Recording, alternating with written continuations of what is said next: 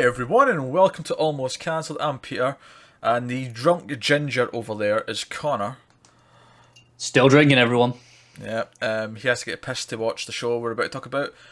We're going to talk about Arrow, Season 4, Episode 16. It's called Broken Hearts. And full spoilers as always for the show. We are going to tear it to shreds. We hated it as always. However, we've got a couple of positives we want to say first. We want to start with the good. It wasn't entirely dreadful. There was one really funny line, and then there's one other thing I want to point out. The moment when Cupid, after Oliver gets up, and he's like, "Oh, I've got like Kevlar under my thing because my bodyguard insisted," and Cupid says, "What did your bodyguard have planned for C4?" As she pulls it, or as she like shows off the trigger, and it cuts to Diggle, and he says, "That's a good damn question." Do you know what? When I was watching this, I wasn't sure if it was just me being drunk that found it funny, because, you know, that happens when you're drunk. You find things funny even though they're not. But no, I was laughing. And then he laughed, and I was like, okay, that was actually a pretty good line. No, that was a funny line. It was a good line. Props were due. That was a funny line. Before you get onto yours, I want to point out the Cupid theme. I actually thought it was really good, and it was a really good horror romantic theme, even though it didn't quite fit in this episode, but I liked it individually. Okay. My other positive actually is towards the end when Felicity and Oliver are chatting in the base about, you know, he's like, let's be together, and she's like, no, we can't be, blah blah blah. The one thing I did like in that scene, which was otherwise very painful to get through, was she actually brings up that at some point in the future he's going to lie to her again, and explains why he's going to lie to her again. In that of itself, she's correct and she's been smart, because he will lie to her again, because that's what he does. Yeah, that's a very fair positive. I didn't really think about it because I was way too drunk by that point of the episode. Yeah, it occurred to me. That fucking said, let's get into it, because here we go. Right, first of all, if you've seen the last review we did, there'll be a link on the screen on YouTube. If not, if you're on audio, go check the last. It's like 4 episodes ago, because Arrow's been off for about a month. Maybe 5. But right, so we complained at length last time because Felicity gets up out of the wheelchair as if, like, she doesn't even stumble. It's not like her feet or legs or, you know. Do you know what? That last episode, just before we get into this, it opened okay with her really struggling to do anything. Yeah, but then at the end, she was just fine, and that was. Yeah, there was no atrophy in her legs. There was nothing like that. Right. This episode starts, and she is just sauntering around and like doing her little small steps, and like nothing has ever been a problem, right? She's got her usual little like twitches and things that make her with the way she walks. Now look, this could have been okay. However, the other characters, like in the next like scene, 2 scenes later, or whatever, Diggle and Thea only just find out they're splitting up, which tells us that hardly any time has passed. At most a week.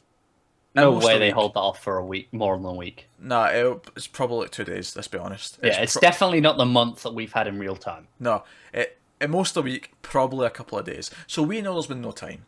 And yet, you would never even know she was in a wheelchair if you hadn't seen the previously on, and... She is acting exactly the same as before she went into the wheelchair. There's no difference whatsoever. Bullshit. It's making me drink again already, just thinking about it. There you go. Technical aspects, the editing and directing in this episode was actually quite shoddy. It was, you know, usually we give Arrow shit for its script and stuff, but I think usually we're okay with the technical aspects for the most part. Yeah, there was a couple of really weird edits in this, like the scene where Arrow grabbed like a bit of her jacket as Cupid was going away. Like that was cut really quickly and weirdly, and it just looked wrong. The bit for me was the chase where she was in a car and they were in bikes in a car, and it just had no momentum whatsoever. I did think of another positive. Thea been on top of the car, and then the car going under that low pass, and her hitting the wall was funny. That was pretty funny. Whether or not that was intentionally meant to be funny, I don't know. But I laughed. We'll count it as a positive for this, yeah. Yeah, that was funny. But yeah, just the lack of momentum in that car chase. And we know Arrow can actually direct reasonably well, to be fair to the show. Like, they can have momentum in these chases. But this just felt so stagnant and just pointless and irrelevant. But let's get back to Felicity and Oliver. And by the way, they had this whole Cupid plot who, by the way, can apparently shoot two arrows from the same shot of a bow and arrow, and they'll both go in different directions. They literally went at a 90-degree angle to each other, and it was 'cause- just like, what the fuck are you doing there with one shot? Yeah, physics. How do you manage? You're pointing in the middle, and they're shooting at 45 degrees opposite to each other. Physics dictates that shouldn't be possible unless someone's got a trick arrow or trick bow that they can tell me about that can do that. But And that made me drink, and it's made me drink just thinking about it. Heads up, viewers. so there's that. But yeah, so they have this whole plot about her going after new celebrity couples, and I'm bringing this up because Thea is obsessed with gossip columns. Thea's obsessed with it, right? And she also uses shipping names that I can't remember what the names were. It was like Blara something. It definitely began with blah. It was like Blake and Shannon, and it became Blannon. Yeah, something like that. That just might be it, actually. Yeah, I think it was. I don't know. I may have had the names wrong, but I think Blannon was the ship. That sounds reasonably accurate. And I just sort of rolled my eyes and goes, "Oh my god, this is pandering so hard to these people who have the Olicity bollocks online." I give it 3 episodes before they use Olicity in the show. I wouldn't be surprised now. I would not be surprised. But speaking of those two, though, every scene they had in this, every time they were in the same scene together, and Felicity's dropping all these digs about love, and you just want to cringe. And every time he's like giving these really upset puppy dog eye looks, and it just, oh my god, it was cringeworthy. It extends to beyond just the two of them. When Diggle and Thea find out, and they go and talk to him about it, and they're like, "Do you want to be with her?" And he's like, "Yeah, of course I do." And it's just so cringy the way they do it, though. Yeah, and again, when she's making digs, look, their reactions are also like everything about it's cringeworthy, and not in a good way. It's just kind of like, oh my god, this is so. And that gets us to the wedding scene, because they fake a wedding to lure out Cupid, and Of course they fucking do. they get all serious with their vows, and we have to endure about. Serious question: are they legally married now? No, because they get interrupted. Did they get before interrupted? do. Plus, as you pointed out, there was no witness, which I'm pretty sure you had to have. Yeah, that's a good point. It was completely empty. It was just the two of them and the minister. I don't think it was a minister. I think it was just a justice of the peace, maybe. Official who can marry. Yeah, an official who can marry. Yeah, the captain of a ship. Yeah, anyone can fucking marry in this universe. Who gives a fuck? I got my online diploma that says I can marry. So we get like 2 minutes of both of them making speeches. She sort of makes one up that's kind of weird and kind of amusing, and making digs at him. Yeah, And, he gives this loving "I want you back" kind of speech, but kind of disguised for the person who thinks they're actually getting married.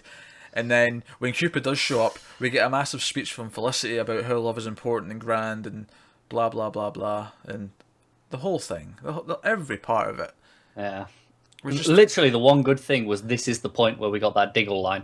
Yeah, that was a good part. That was the redeeming part of that scene. And the flip side of this, the other half of the plot in this episode, we've got a court case. We've got Damien Dark in court with Laurel being the prosecutor, which is ridiculous. The amount of conflict of interest which piles up because she's directly related to all this stuff.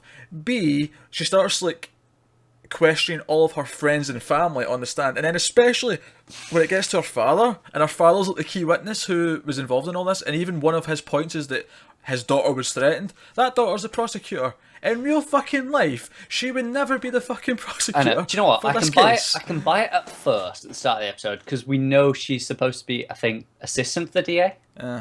So I can kind of buy it then. And then she brings Diggle on, and I feel like it's public knowledge that she's friends with Diggle through Oliver. Yeah. And I feel like, you know. And then she brings on her dad, and it's like, come on, fuck off now. Yeah, and not only is it her dad, part of his whole thing is that she was being threatened, which makes her directly a part of the case. Exactly.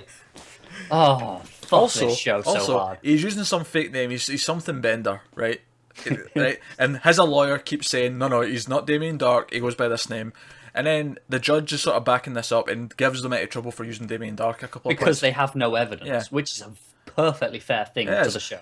And then at the end of the episode, or the end of these scenes, when she's like deciding that, this is going to go to trial, based purely on Lance's testimony. Actually, I think that's fair that it would go to trial because it's not beyond reasonable doubt, so she can't be sure. So it's Yeah. like, all right, trial. But Fair. when she does this, she calls him Damien Dark. The judge changes to the name that all of our main characters are calling him for no reason. Yes, which is completely against the law because they haven't proved that he is Damien Dark. No, they've not. So, fuck off. They've proved that basically. I mean, they've proved, or at least raised enough doubt to think that he's up to no good, but they've not proved a damn thing. Yeah. Enough that he's up to no good to beyond reasonable doubt, I can buy, to be fair to the show. I can buy that they could go to trial. But that the judge would immediately change what they're calling the defendant based on one witness testimony. Yeah. Then on top of all this, we had the wonderful flashbacks that we always enjoy, and we had a ancient mask thing in a cave that looked like a baseball glove with eyes. And we literally laughed out loud at one moment in this. Yeah, because this was partly editing, partly just what the woman that's with Oliver in the flashback tries to smash it, but the way it's cut together to show that it can't be smashed, it just sort of cut to it sitting in the ground as if There was no momentum in that shot at all. Like, you really need to see it fall to the floor with momentum, essentially, and watch it not break and just sit there and thunk. But nothing happened. No, it was like it dropped in the one shot, and then the shot when it was there, it was almost as if like a magnet had just like snapped it in place. It wasn't. Yeah, it was really bad editing, and like I said, we don't really rip this show for its technical problems. Usually, it's the script and the acting and stuff, whatever. But the technical stuff we're usually pretty lenient on. I feel, apart from the occasional CGI error. Yeah. So this was bollocks. Pretty much. This is. Do you know what? I might go as far as say this is one of the worst episodes of the season. I cannot remember the other episodes to make that claim. Well, we got one "Are you okay?" and one that was like an "Are you all right?" sort of thing that I drank for anyway. And then we got a half "Are you okay?" where Thea said she was okay before they managed to ask her, but she knew what they were about to ask. So I drank for that anyway. And surprisingly, there was no "It's not your fault." So I thought there would be an "It's not your fault" in this episode. Yeah, I was disappointed that I didn't have an excuse to have another drink. Do you know what? This episode as a whole, fucking finish this. And with that drink, this brings an end to our review of this week's episode of Arrow.